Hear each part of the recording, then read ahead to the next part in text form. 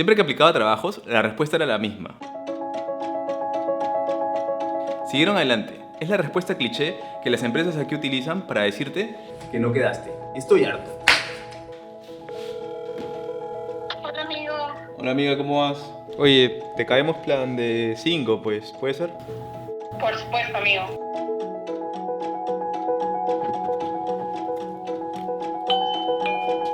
Ella es Adriana, tiene 13 años en recursos humanos y se especializa en reclutamiento. Él es Martín, tiene 10 años en recursos humanos y se especializa en compensaciones. ¿Por qué? Si tengo el resumen perfecto y postulo a todas las empresas con todos los requisitos que ellos piden, le doy apply, ¿por qué no me llaman? ¿Qué está sucediendo? Es la pregunta que se hacen muchas personas, la verdad. Es complicado, pero yo creo que Canadá es un país muy diverso. También depende en dónde estés, qué hayas estudiado y el mercado, ¿no? Por ejemplo, Toronto es muy diferente a Vancouver. En el norte de Ontario se buscan otro tipo de posiciones. Y quizás hay muchas personas que ya tienen el mismo perfil. Quizás todos tienen esos estudios, todos tienen muchos años de experiencia, pero no tienen necesariamente la experiencia específica que requiere esa empresa, ¿no? ¿Y ustedes creen que el proceso de selección es diferente de Perú a Canadá? Yo creo que varía de empresa en empresa, pero diría que incluso en Perú es más largo y riguroso que acá en Canadá. En Perú te hacen, por ejemplo, evaluaciones psicotécnicas, tienes un examen médico, o sea, tienes un montón de pasos que acá no tienes, porque algunos incluso es ilegal que los hagas porque va en contra de los derechos humanos y tal. Entonces, muchas veces se limitan a simplemente tener unas 2 entrevistas, por ahí que 3, pero suele ser mucho más ágil y solo enfocarse en entrevistas. ¿Y tú crees que un migrante tiene diferentes posibilidades contra una persona que nació en Canadá y tuvo todos sus estudios acá? Yo creo que Canadá es un país de migrantes. Comenzar y encontrar tu primer trabajo en Canadá profesional creo que es lo más complicado. Pero luego que pasas eso y acumulas 2, 3 años de experiencia, puede que estés casi que al mismo nivel que un canadiense. Pero sí, ese inicio es complicado. Por ejemplo, si trabajas en marketing y quieres entender cómo funciona el consumidor de tu país quizás no es el mismo consumidor canadiense. O inclusive en temas laborales son totalmente distintos, ¿no? Entonces, La cultura sí, es distinta. exacto, la cultura es distinta. Y bueno, justamente eso hace de que muchas empresas quieran buscar personas que ya tengan algún tipo de experiencia canadiense que les permita ya verse de alguna manera adaptado a cómo ellos trabajan. Muchas personas creen que cuando están postulando a una aplicación, a veces sienten de que van a aplicar, pero esa posición ya tiene dueño. No sé si es un mito, no sé si es verdad. ¿Saben algo de eso? A mí personalmente, en las empresas donde yo he trabajado, no he visto que hayamos creado posiciones que sean fantasma, como las llaman en el mercado. Sí he escuchado de que hay empresas que primero buscan posiciones para simplemente tener un banco de candidatos a futuro. He escuchado de otras empresas que tienen ya un candidato interno identificado, pero igual, por si acaso, quieren ver el mercado, pero hay un 80% de probabilidad que elijan a alguien internamente. Y tercero, lo que creo que sucede bastante es que si bien es cierto se publica la vacante, se priorizan ciertos grupos, como por ejemplo los referidos. La mayoría de las empresas canadienses grandes buscan que los referrals sean atendidos en su mayoría o sean revisados, ¿no? O sea, los referrals tienen una preferencia a pesar de no tener el currículum comparable con otra persona. Es que ¿sabes qué es lo que sucede? Yo que trabajo en reclutamiento, recibes cientos de CVs, de currículums. En Toronto nomás hay más de 5 millones de adultos. Y eso hace que tú estés compitiendo con muchas personas. Entonces, un reclutador tiene 10 posiciones abiertas, 15 posiciones abiertas. Vas a revisar 1.500, 800 currículums por cada una de las posiciones. No, lo que haces es revisas 200, quizás, 100, y si entre los primeros 100 que revisas encuentras 10, 15 buenos candidatos, dejas de revisar. O sea, mucho importa el momento en el que apliques. Por ejemplo, si postulas a la hora, tienes más preferencia del que postuló al día siguiente. Sí, y a la hora ya puedes tener 100 currículums o hasta 200. ¿Qué es lo primero que capta la atención de una persona de recursos humanos cuando tiene un currículum? A ver, cuando tienes cientos de currículums por revisar, tienes poco tiempo para leer uno por uno. Entonces, te tienes que enfocar en keywords, ¿no? Eso es clave.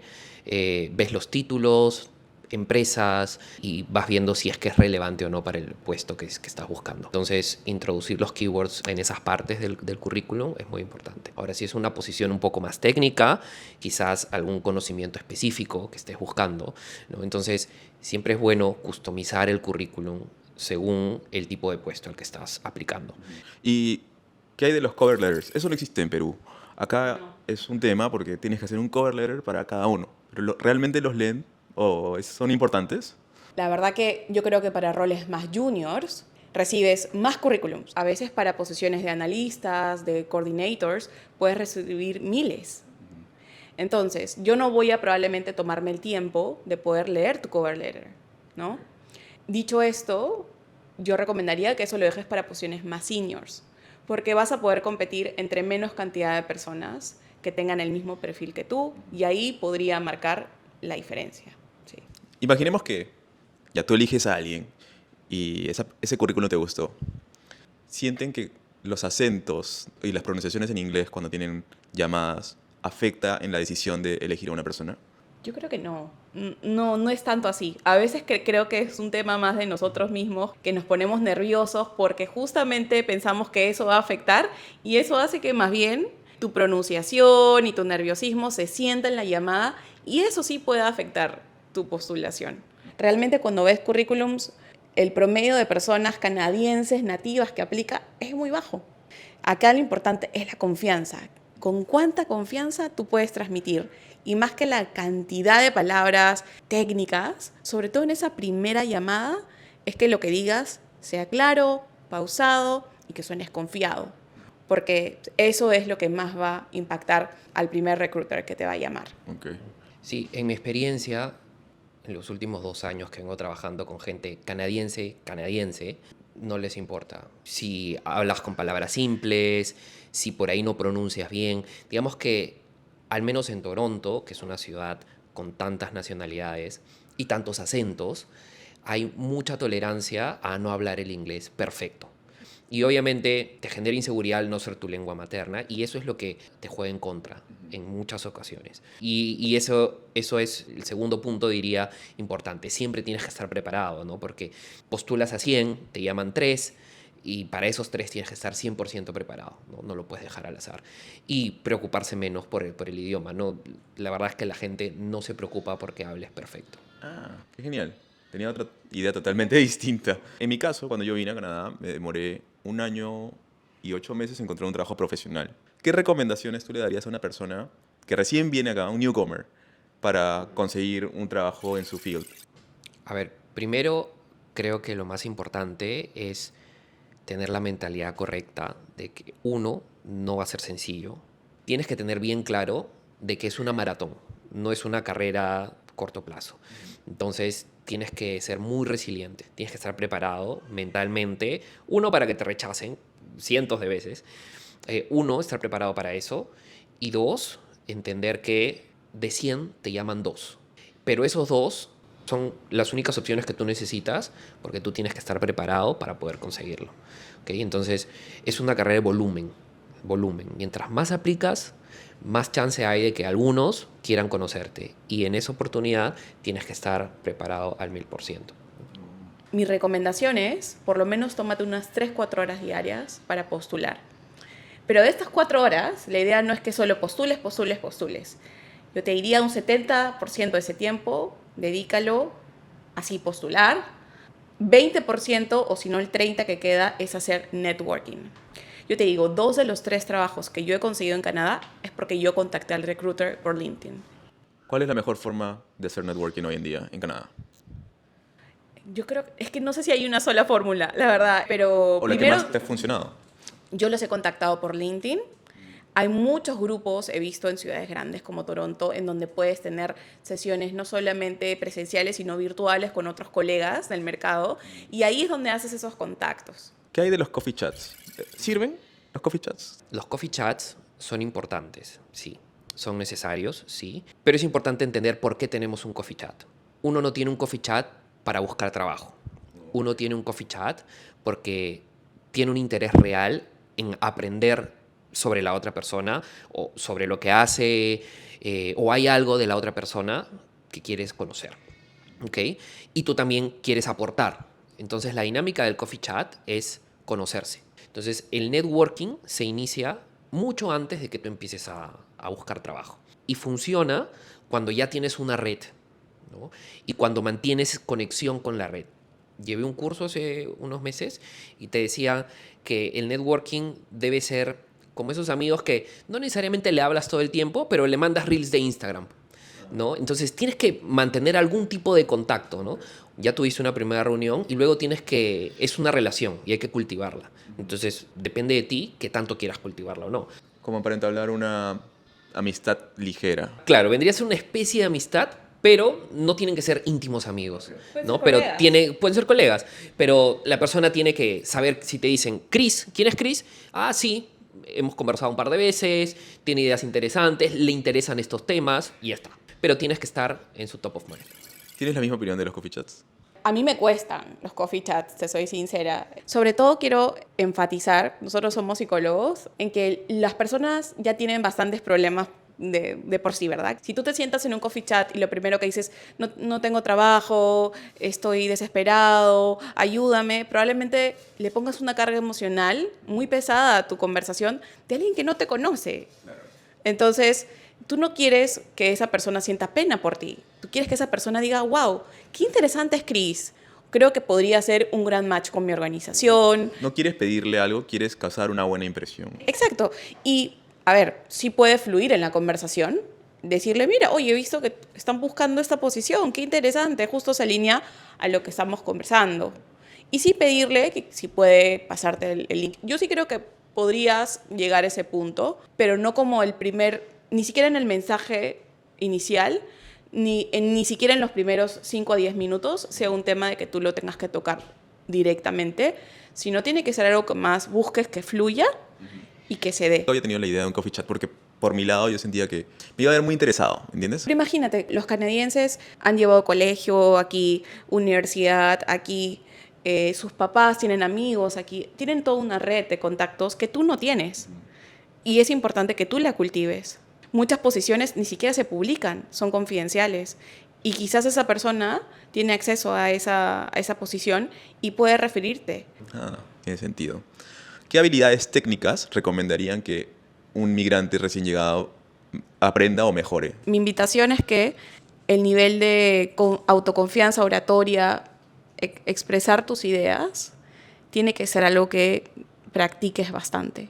Sí veo yo personalmente muchas personas que no saben expresarse, Okay. que no escuchan la pregunta. Cuando yo te pregunto algo, me responden muy detalladamente, se van por las ramas o no proyectan esa confianza que me hacen pensar, quizás no sabe el tema, quizás no le interesa tanto. Entonces, eso es súper importante. Yo creo que trabajar en la seguridad y en arriesgarse a contactar a alguien en frío, yo creo que sí es algo que tienes que trabajar. Pero más que habilidades técnicas, son ese tipo de habilidades blandas que necesitas desarrollar. Una vez escuché un podcast que decían, el networking es el brócoli de recursos humanos, ¿no? Es algo que nadie quiere hacer, pero lo tienes que hacer porque es bueno para ti. Un corte para decirte que Adriana también hace servicios de Career Advisory y puede ayudarte a adaptar tu perfil al mercado laboral canadiense. Si te interesa, dejo su LinkedIn en la descripción del video. ¿Ustedes cuántos años tienen en Canadá? Ya tenemos 3 años, casi 3 años. Ya son residentes. Ya somos residentes. Felicitaciones. Gracias. Ahora, esto es algo más personal, ¿ok? ¿Qué le dirías a un migrante que está pasando por un mal momento o por un migrante que recién va a venir? ¿Qué consejos le darían ustedes como para cerrar esto? Yo creo que lo más importante es la información. Tienes que saber cuáles son las formas en la cual puedes alcanzar el objetivo, ¿no? Canadá tiene muchas oportunidades, pero tienes que entenderlas y tenerlas súper claras. Entonces, yo creo que si todavía no has llegado al país, tienes que empaparte de toda la información y tener bien en claro cuál es tu objetivo final. Si tú quieres la residencia o solamente quieres venir a estudiar, son dos cosas distintas, ¿no? No todo lo que te venden en redes sociales es como lo pintan. Es verdad. ¿No? La realidad es que hay mucho trabajo por hacer, muchas cosas que aprender. Y es más, instalarse en un nuevo país ya de por sí es difícil, ¿no? Entonces, mientras más preparado estés, mientras más información sepas, es mejor. Y en Canadá hay muchas cosas que funcionan con tiempo y con procedimientos. ¿Y tú, Adri, qué le dirías a alguien que está por venir o que ya vino y está pasando por un mal momento? Bueno, hay que tener mucha paciencia. Cuando Martín comenzamos decíamos que no, es que vamos a comenzar de cero. Yo lo he escuchado de otras personas y siempre les digo, no comienzas de cero.